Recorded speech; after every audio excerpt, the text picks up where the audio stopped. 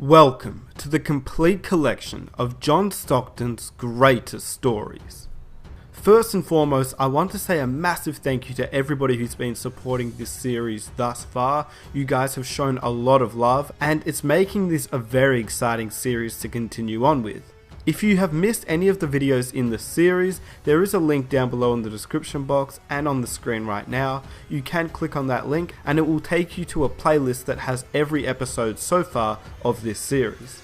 But today, we're looking at John Stockton's greatest stories. These episodes take a long time to make, with all the editing, finding all the footage, piling all the clips together, piecing it up. It takes a long time to make these videos, so I'd really appreciate it if you guys could help me out just by hitting that like button. It really helps the videos out.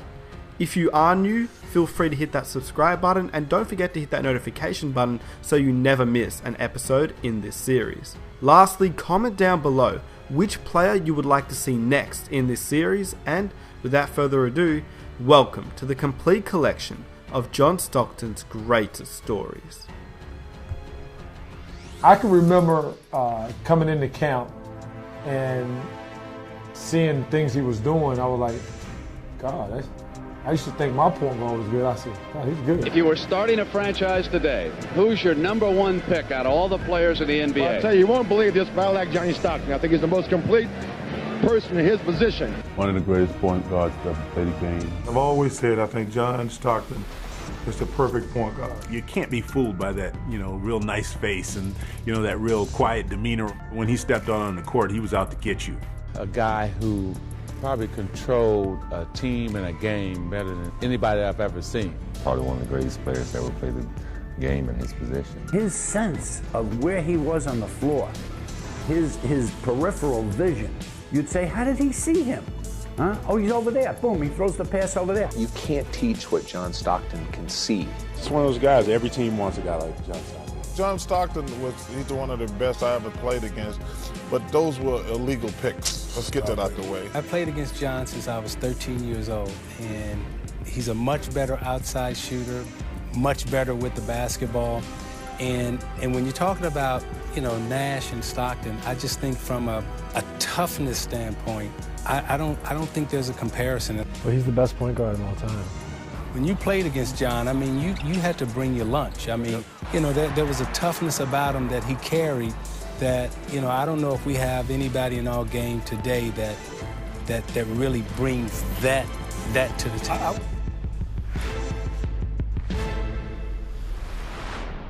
Anybody really got under your skin? No question. Kenny touched on it earlier. You play a playoff series and you go against a guy over and over again. It's inevitable. And we played Utah 2 years in a row, 6 games, so 12 games against John Stockton. John was one of the strongest guards in the league. I don't know if you guys felt that. I got hit by one of them screens. Yeah, he was, but the toughness, the competitiveness, and I have the greatest respect for him. I see him away from the court, love him, great guy. But he was a dirty bastard. Whoa! Dirty bastard. Whoa! Steve Kerr! I'm letting it out. I've never seen a therapist about this. This is my time to let it out. There you go! I can tell you feel better. Take the couch. Playing this day. The tongue is out, full extension. Keith. Oh, and MJ and Stockton got involved. And Michael looked at Stockton and said, don't do that. And now Stockton comes up and gives it right back to Michael.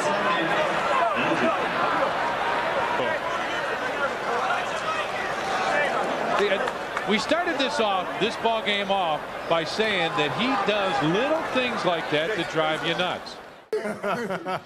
Oh, my God. John was a person that would stretch the boundaries. The PG version of what Am I allowed to say that word on TV? It's already you got it. On NBA TV, you are. You say a lot worse than that. No, not on NBA TV, I don't.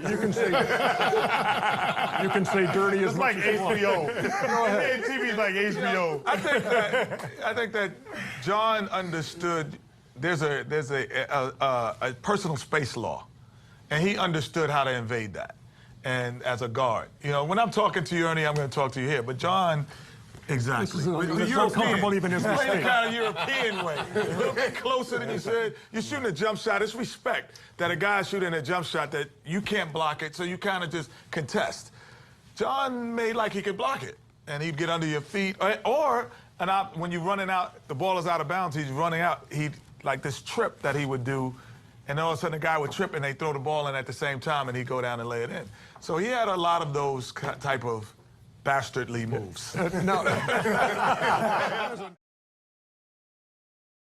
first person that you ran into that like bust your ass, that you knew that was like, man, this shit for real. Like, who was the first person that you ran into and it was like, man, it's a level?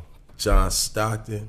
John Stockton embarrassed me, dog. Yeah. Like, John Stockton made me feel like, damn, dog, like, do I know how to play basketball? You know, you had that moment where you like, shit, like, am I sorry, dog? Like, what the fuck am I, well, you know, like, what the fuck is going on? I had never been taken out the game so fast. He had ripped me like twice. Yeah. Like, and not even like just being ripped heady. on the ball. It's just like being heady, smarter than you. You know, I'm going for the outlet the wrong way. You know what I mean? Boom, steal. You know what I mean? I get the loose ball. Oh, he gone, steal. I'm like, yo, I'm gonna have to do something. He see your mistakes. And he was tough, hard nosed. He was too. Take you under the pick, screens, yeah. Like, I remember. Was he way bigger than what you thought he was? Yeah, he was. He was way bigger than what I thought he was. He was a lot taller. Yeah. Like, you know, when you look at him on the court, on TV, you know, like, his look could be deceiving. Yeah. It's almost like how Steph Curry looked. Like, on TV, he looked like, oh, man, like, he just looked like a regular dude. But, like, when you stand next to him, you're like, yo, this motherfucker, like, he big. Built like an athlete. Yeah. John Stockton, though, he would, like, he was so dope, dog, because he walk you all the way down to the wing, right? And he'll walk you to the same spot, whether you pressuring him or not. Like, he knew what spot he was going to get to. He knew what he was going to, like, he was fucked once he got to the spot that he was going to get to. Best point guard to ever play the game is who? Oh, John Stockton, Magic Johnson. I mean, those two are the best to probably ever play it. What did Stockton do better than you? I think he had like 3,000. He set the table. I think he had 5,000 more assists than I did.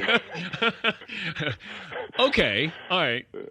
And steals. I mean, he's the all-time assist leader in steals, and you know, people don't really talk about the steals as much as the assists. But you know, he plays both sides of the court, and that's what makes him a complete player. Look, when you look at those records, it's amazing, and I just don't think he gets the due that he deserves. Well, he played in Utah. That's why.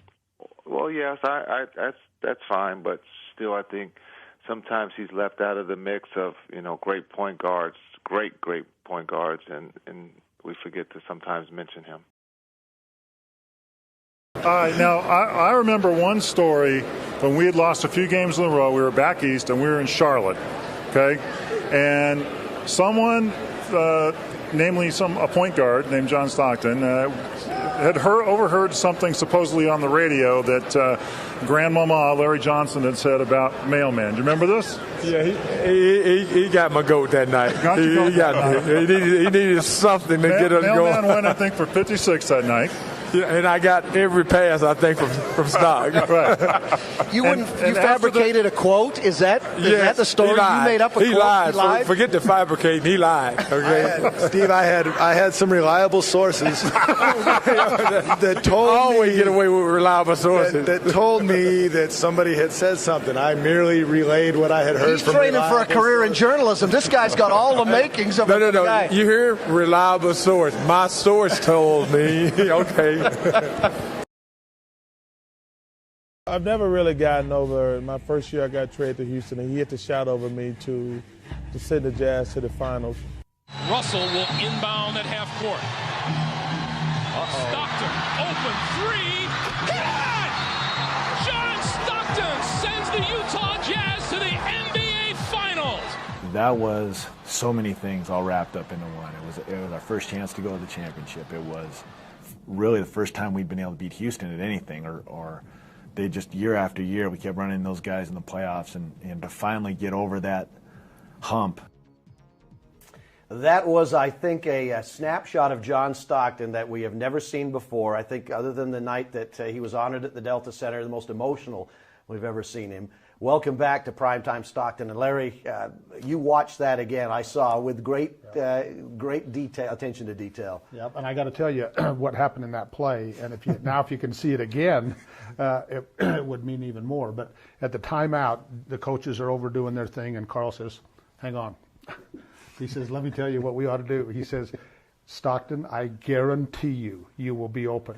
Now, and so that pick they went to Stockton. Now, they called a pick, okay? He didn't pick Drexler. He grabbed Drexler. Drexler wasn't going anywhere all night.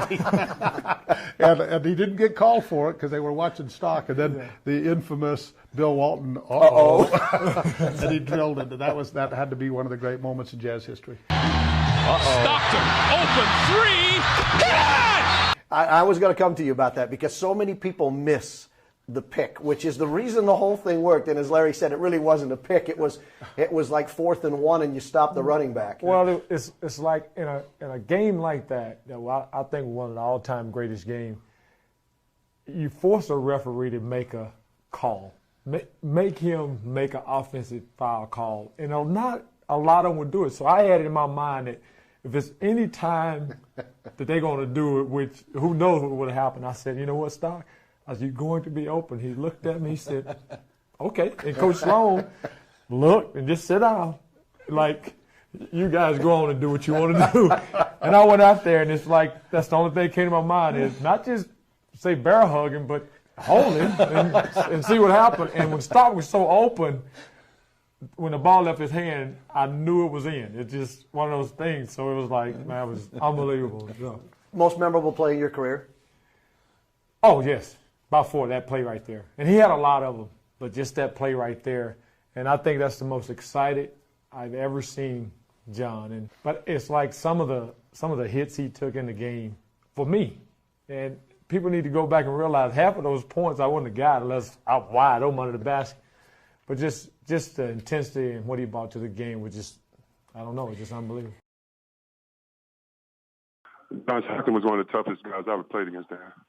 We had a series in the playoffs. It was our first series in Sacramento, and we were playing against Utah, great Karl Malone and Stockton, and I felt that our team was in awe of them. We were younger, and so I told Coach Adama before the game, I said, on the first play of the game, I'm going to lay Stockton's ass out. And Coach said, "Are you sure?" I said, "Yeah." I said, "Trust me, Coach. It's the first game. We just need to do it. Like, they're prepared for everything that's coming. They don't expect it." I lay him out on the screen. I'm talking about I lay him out, one of the best screens I ever did. Got my shoulder kind of in that head area, too, to kind of make it a little dirty.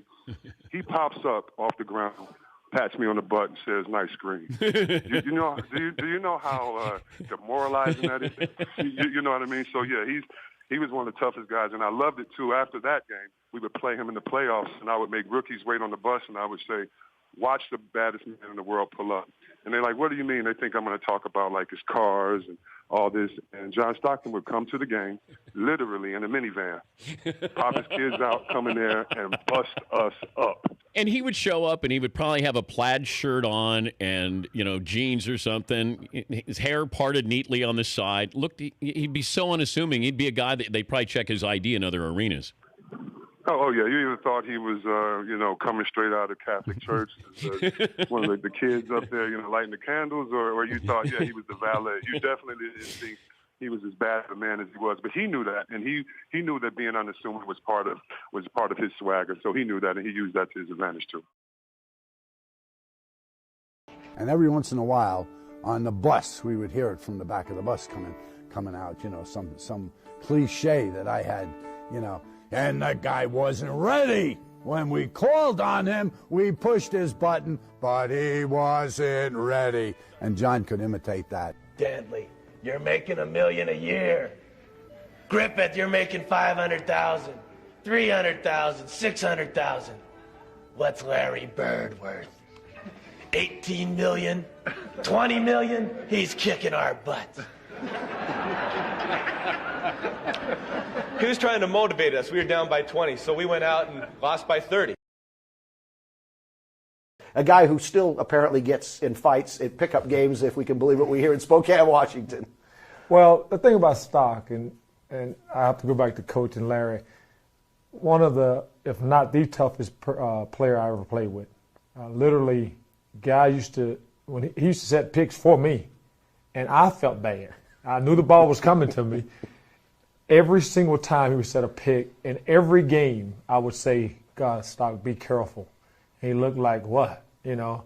And then after the game, his shoulder would be literally swollen. And I just remember a time in training camp where we was going after a loose ball. And, of course, I hit Stock thinking it was somebody else who was picking on Stock during the practice, another guard, because we, you know, had our little thing, and it was Stock. So I hit the wrong guy, and Stock just brushed it off. Like, well, I knew what you meant to do, but he was like one of the toughest guys that I've ever played with.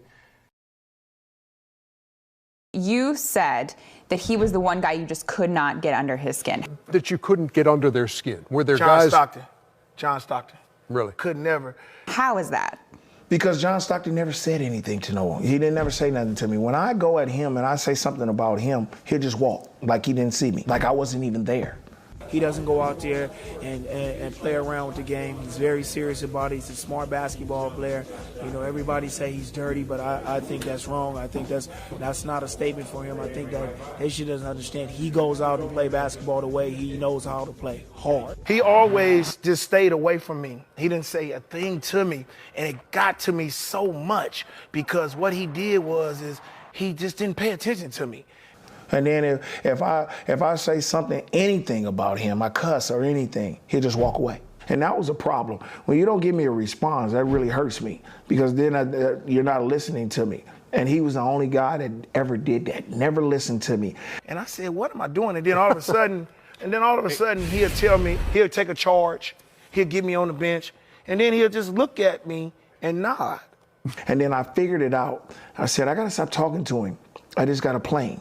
And I got to beat him with what he does. Don't say nothing to him and go at him. And when I start going at him and I figured him out, they start doubling me and they start switching players on me. And they didn't let him guard me at one point.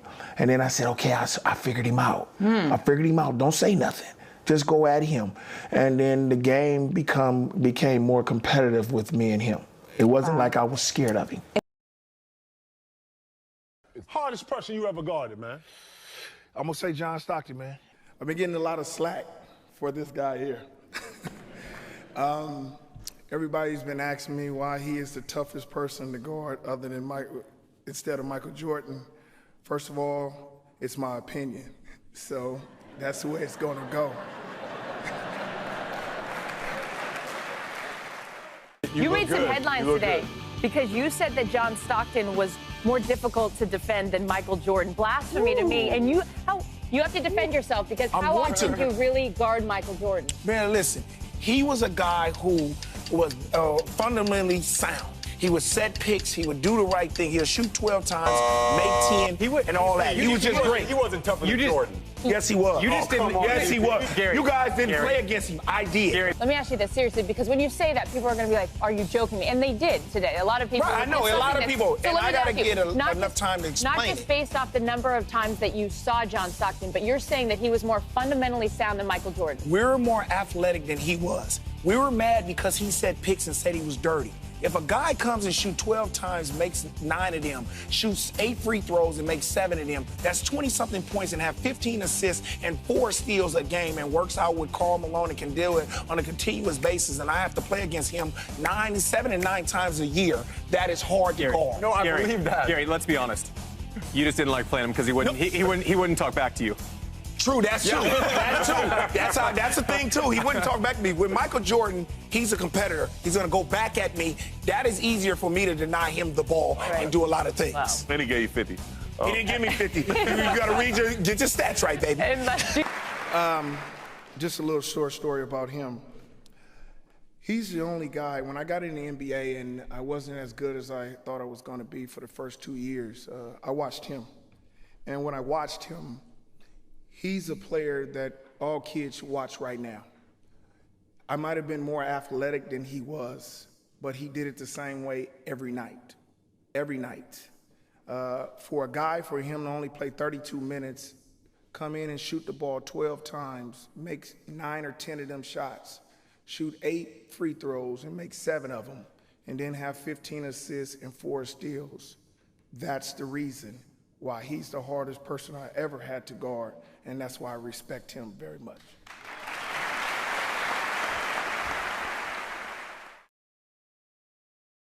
Players were playing Pop-A-Shot with each other, and it was winner stays on. Well, after we've been playing for a while, this 12-year-old kid in a wheelchair comes up to John and wants to, or comes to the, can I play? You got, yeah, you can. Well, it turns out the kid's pretty good. And it's apparent that he's going to beat John. John gets up and starts blocking his shot. And I thought, wait a minute, there's something wrong with this picture. And then I realized there wasn't really anything wrong with it. It was just a very clear definition of how competitive John Stockton is. One of the stories I got is his toughness. We was a Tournament of Americas, and we was in Portland, Oregon, and he did something to his leg where his leg actually wouldn't bend back out. It would always flare up every now and then, every 1 or 2 years, actually, where a bone would pop out. So we had training camp in Chicago, and we stretching. As we were stretching, ready to get up, Stock couldn't get up. So he looked over at me and say, so of course I knew what it was.